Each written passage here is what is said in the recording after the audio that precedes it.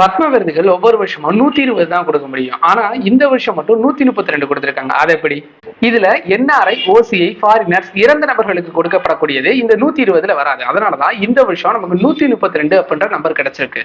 இந்த பத்ம விருதுகள் பத்தி இன்னும் கூடுதலா முக்கியமான விஷயங்களை மட்டும் தெரிஞ்சுக்கலாம்.